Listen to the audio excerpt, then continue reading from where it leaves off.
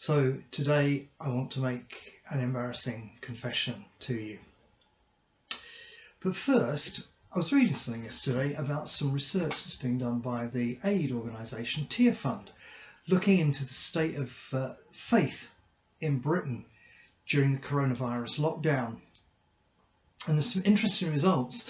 One of them, for example, is that 44% of people in Britain say that they pray regularly, and 5% of those say it's something they've only started doing during lockdown. 24% of people say that they've listened to or watched a church service online, with once again about 5% saying that they've had no previous connection at all with church. Now, in case you're tempted to say it's an old people's thing, significantly more people aged 18 to 34 are likely to have done both those things, watched an online service and say they pray regularly, than people who are 50 plus. Now, in the case of the watching online services stuff, maybe, just maybe, it's because 50 pluses aren't quite as technically savvy as the younger ones. But I suspect it also has a lot to do with the fact that those 18 to 35s didn't live through the 60s, 70s, 80s, 90s, years that I think have been quite destructive really in the way that our nation lives and behaves. And in particular, I think that those age groups, the older people, are likely to be very, very disillusioned with God and faith and spirituality, anything really that causes them to rely on something outside themselves, to have to admit that what they have and what they are isn't enough. 18 to 35-year-olds, it seems that they're more open, more interested, perhaps willing to look at the possibilities of there being a God and see where that takes them. And just to kind of back that up, in our own church, we've noticed an increase in people going to our Facebook page. We've noticed an increase in people looking at our website during this time. And I guess that's maybe because they're looking to see if the church has got anything to say about the situation we're in. Maybe they're looking for some pointers on how to pray, how to make connection with God and stuff like that.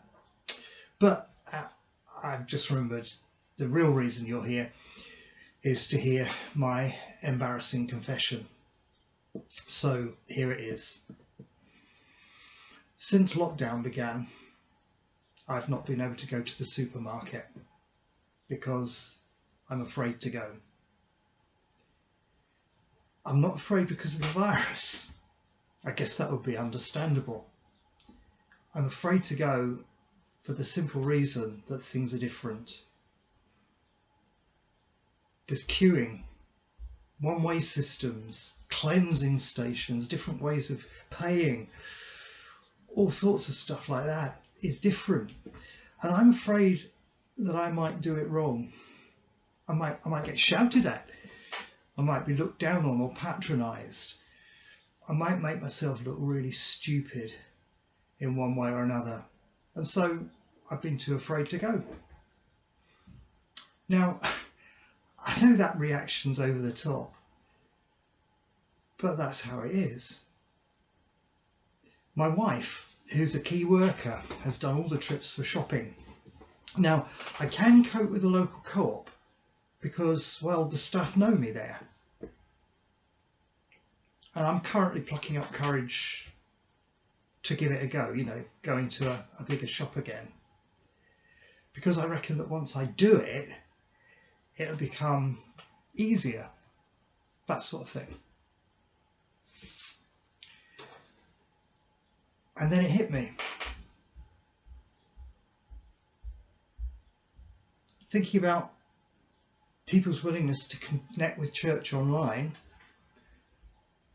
and my unwillingness to shop because the supermarket experience has become, well, like going to a strange land. The way I feel about going to the shops at the moment is the way that most people feel about going to church. It's an alien experience. It's like going to a strange land, going to church. When do I stand up and sit down? Are there special seats I can sit in? How much should I pay for the experience when the little bag comes round? Can I join in with the bread and wine thing? Where are the toilets? Can I get up and go during the service?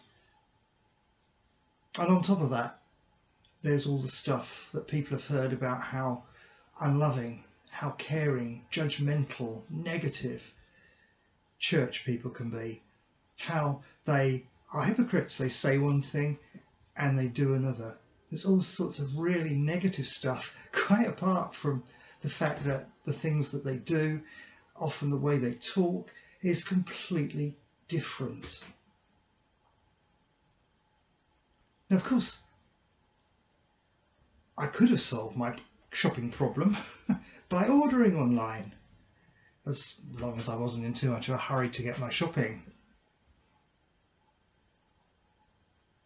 And that's exactly how people have been solving the I want to go, but I can't bring myself to go to church dilemma, by going to church online from the comfort of their own homes. And so I thought to myself, well, okay, church, as we move on, what can we learn? Now, I've looked at a few church services online. We've done some ourselves. Some online services are technically great. Some are really basic. But as far as I can see, they must be providing something that people are wanting, regardless of their quality. And I think we've had some conversations about how, as a church, we should go on doing them online. Give us a bit more work to do, and I suspect it'll encourage us to learn a bit of the technology a bit better, and so that we can use it better. And I'd like to see, as we do that, an increase in opportunity for interaction as part of that. Questions, discussion, actually people being able to see faces in both directions. We want to do what we can to make church, the church experience, more user-friendly, so that people will be prepared to give it a go, whether it's online or ultimately perhaps in person.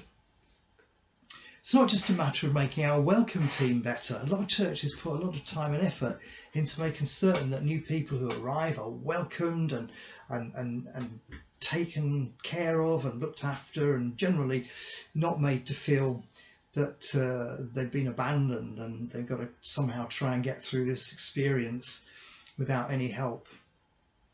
But the fact is, the problem that people have with going to church starts long before they even get to the church door. And actually, if I'm honest, some churches I visited, even with really, really friendly people welcoming on the door, do you know, that can be a bit intimidating in itself. Here are people I do not know, who I've never met, who are desperately trying to be all smiley and make me feel really welcome. I'm not knocking it, but I'm just saying that sometimes in our haste to make people feel welcome, we actually make them feel rather uncomfortable. So what can we do to help people long before they even get to the church door? Now, I really don't have all the answers on this. Here's just a few things, and I'll leave this with you to think about a bit more. But for one thing, we have a church website, and when I was setting it up, I looked at what a number of other churches did, and an idea that I came across that I thought was really good is to describe what people might expect to see and experience if they come to a church service. How do we do things that might be different from the way that they've kind of perceived it in the past, maybe when they've been to a wedding or a funeral or a christening or something like that? How does church look the way we do it? Why do we do some of the things we do? So there's a page on our website that kind of explains the experience for someone who's never been there before. Now, it's not perfect, but it has a go at trying to make people feel more easy about coming. Second thing that's really important is a church comes in all sorts of shapes and sizes. There is no one expression of the body of Christ. We all come together to make a glorious picture and pattern, but we're all different. And it helps if people understand that church comes in all sorts of shapes and sizes. For one thing, sometimes it might be helpful if long before people come to the building where the church meets, we introduce them to one or two of our friends who are Christians who are part of the church as well. That way they get to know some people, and relationships are really important. They get to know some people before they plunge in. They don't feel quite so strange when there's people they've met. Maybe, you know, you could have met them at a, I don't know, a meal or a barbecue or something else that's been arranged at your house. If you have lots and lots of friends, some of whom are believers, some of whom aren't, and that sort of stuff, a good variety in being invited. You know, people get to know one another, and that takes a bit of the mystery and the risk out of going to church. Some churches have small groups, home groups, contact groups, whatever you like to call them. That maybe is another good kind of halfway house where you're able to take a friend along to that. Someone who's showing interest in prayers, showing interest in spiritual things, showing interest in maybe finding out a bit more about the God that you say you believe, and who they've noticed at work in your life, making you, well, a bit different to other Christians that they've met, and they want to know what's going on. Home groups are great as a one-way step, provided the people in your group are accepting and non-judgmental and all the other things that so often as Christians we fall into so readily. Oh, and most important of all, don't instantly try to fix someone who comes in who's new to the group. So the other thing is, of course, you know, when they do come to church, bring them with you. Don't just sort of tell them when and where, but actually go to the trouble of bringing them so that they actually come into church with you. Other folk can find it easier to strike up conversations and get to know them because they know that they're friends of you. And then look after them too after the service. You know, make sure you head off the people who might just blow it before you've even got off the ground. And a big thing for me when you're in church, explain. I try really hard when I'm speaking and leading services not to use religious language, because although technically those words might be important, frankly the message about Jesus has nothing to do with using the right words. And so you won't hear me use long words. And when we do things in church that people may find a little strange, it won't hurt to explain. Even if people have been coming for years, sometimes we actually forget the significance, the importance of some of the things we do. So explain. Just, I want to challenge you to see what else you can think of that will make church, the experience of going to church, less of a problem for people. Because, well, I don't think it's any secret. At the moment, people are looking for God. People want to worship and pray, not just alone, but often as part of a caring community. So let's try not to make it too difficult. Let's try not to put up artificial barriers to people joining with us and joining the journey that we're all on to know more of God and to grow closer to him, and ultimately to become more and more like Jesus. Thanks a lot for listening, and I hope this has given you some stuff to think about during these lockdown days. God bless and goodbye.